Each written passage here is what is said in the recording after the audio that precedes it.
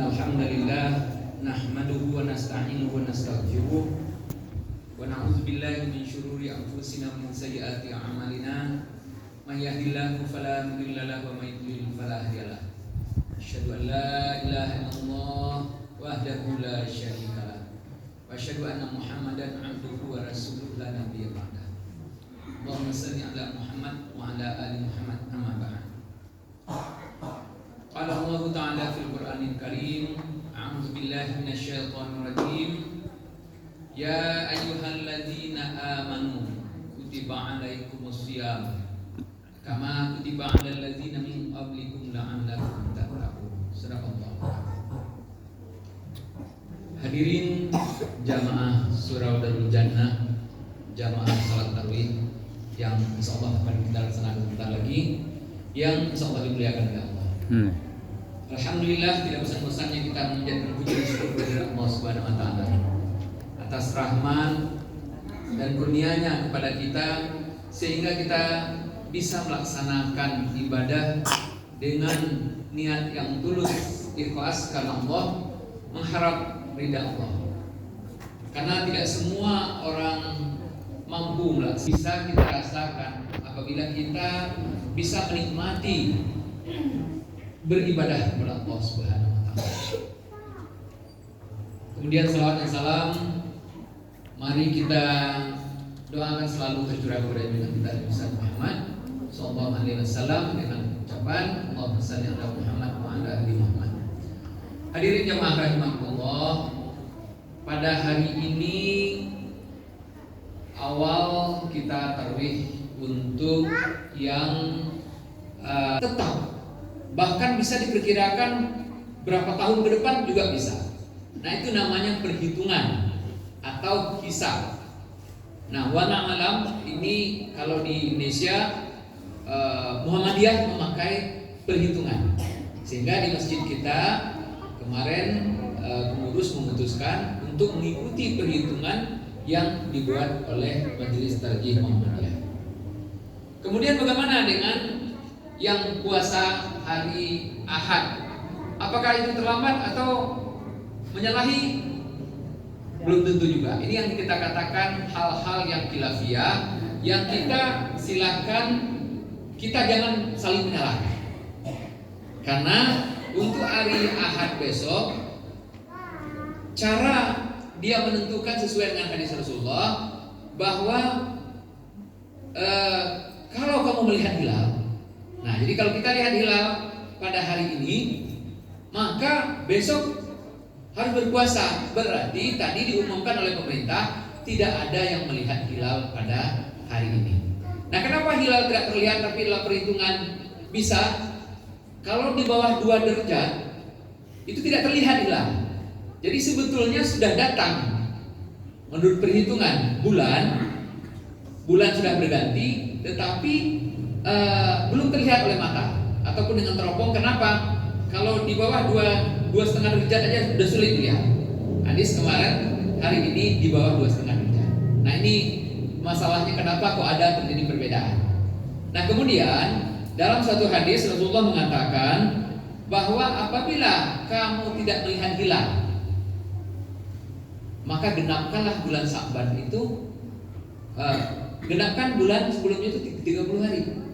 Jadi karena digenapkan 30 hari, sekarang ini bulan ke-29, maka besok menjadi 30.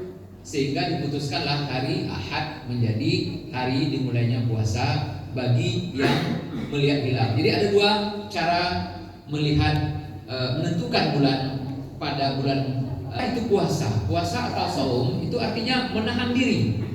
Nah, kalau arti puasa yang sebenarnya menurut syar'inya, bahwa puasa itu adalah menahan diri dari makan dan minum dan segala hal-hal yang membatalkan puasa, mulai terbit fajar sampai terbenam matahari.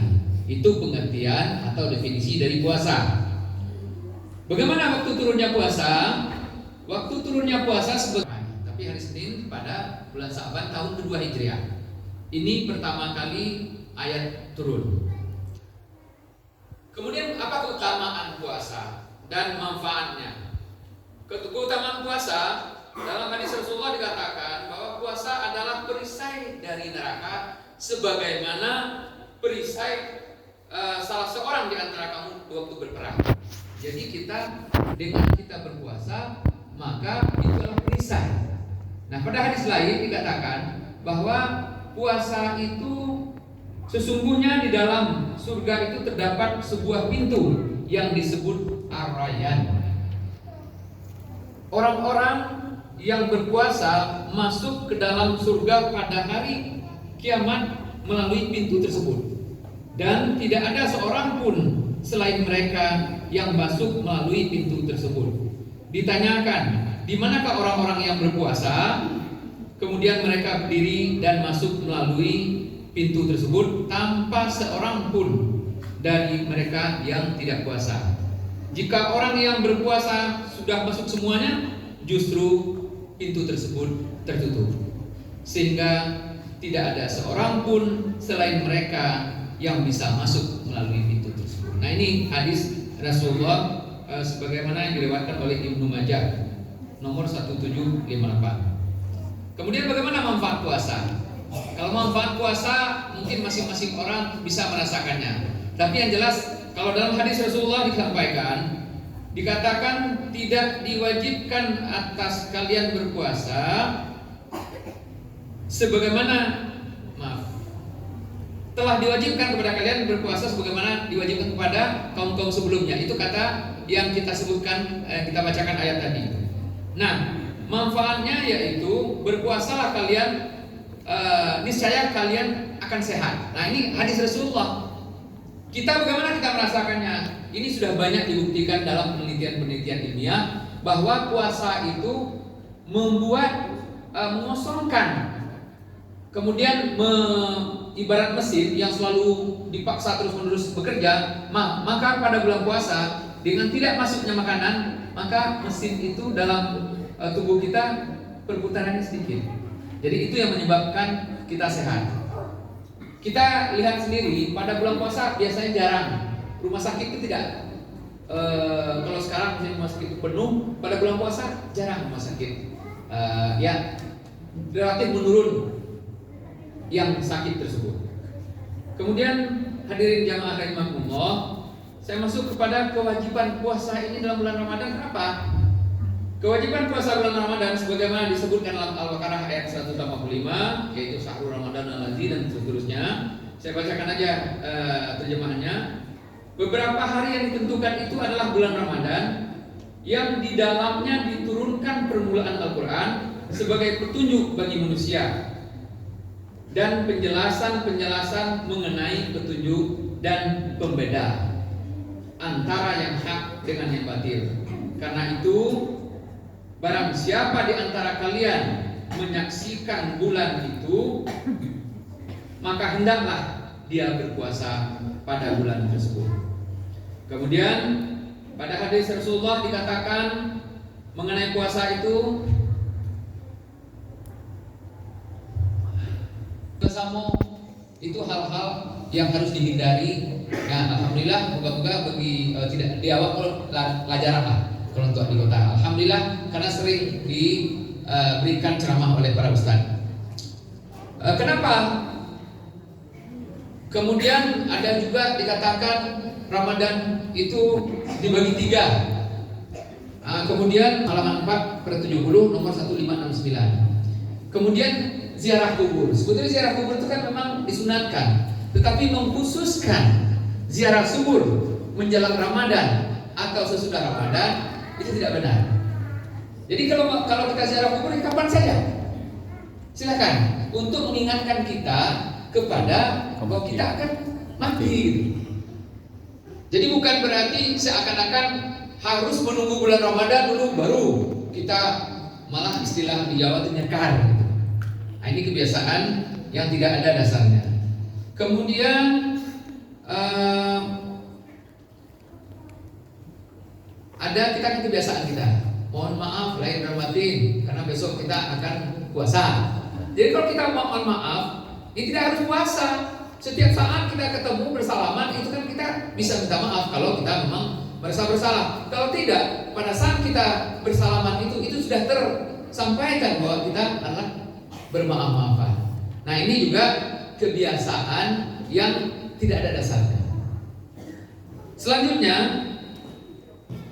kita mendahului Ramadan. Dengan saja ya, bukan dengan alasan yang tadi kita sampaikan.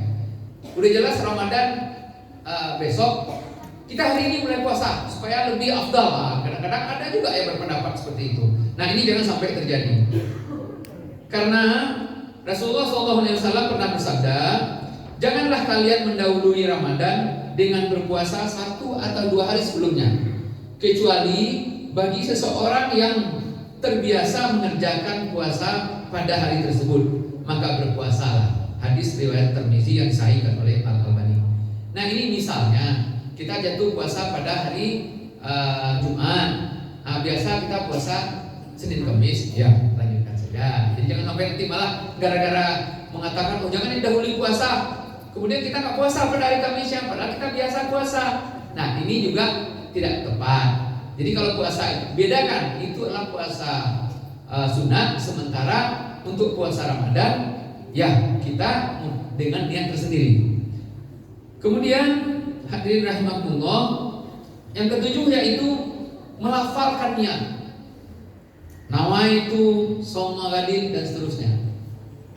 Nah ini hadisnya lemah.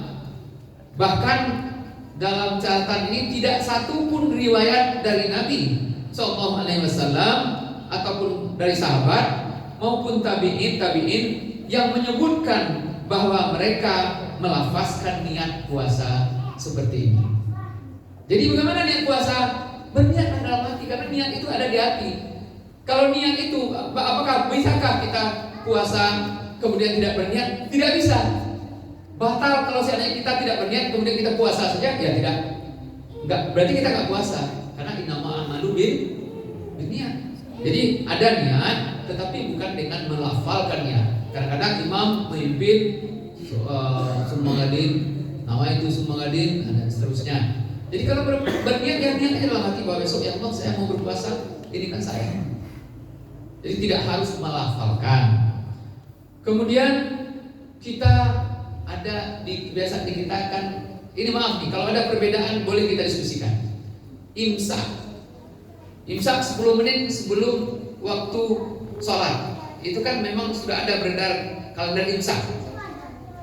Nah, ini terjadi perbedaan juga. Tapi yang saya pahami bahwa imsak itu artinya waktu menahan itu adalah waktu subuh itu. Jadi ketika azan dikumandangkan, itulah waktu imsak. Bahkan pernah suatu riwayat sahabat lagi makan, kemudian azan berkumandang, selesai makannya asal tidak berhenti sebelum azan selesai. Kalau kita misalnya kita kadang terburu-buru, kemudian azan sudah azan, kemudian kita masih makan, kita lagi makan, habiskanlah, percepat, jangan sampai melebihi selesainya azan. Nah ini mungkin ada yang tidak sependapat, gak apa-apa, tapi apa yang saya sampaikan, apa yang saya ketahui. Kemudian sahur di tengah malam. Nah ini kan ada juga kebiasaan malas bangun. Ya udahlah, kita tidur jam 12 atau jam 1, besoknya daripada malih jam bagus, nggak usah makan segini, sahur segini, niat untuk sahur. Ini juga hal yang tidak tepat. Jadi kalau kita memang katakanlah tidur malam, tapi tetap niatkan, ya Allah bangunkan saya untuk sahur. Nah seandainya ketiduran, ya nggak apa-apa gitu loh. Misalnya kita mau makan malam, ya makan aja. Tapi meniatkan makan malam, tengah malam, kemudian kita meniatkannya itu untuk sahur, itu yang salah.